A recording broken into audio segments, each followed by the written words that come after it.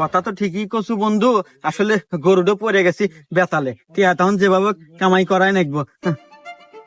আচ্ছা কুদ্দুস ভাই, আপনারা যে দিয়া গেলাম হাতে 7 দিন একটু ভালো করে টেলিং টেলিং করা, 7 দিন পর পাঠায় দেন নাকি বন্ধু? টেনশন না লাগবে না, ঠিক আছে। আচ্ছা ভাই, আমরা গেলাম তাহলে।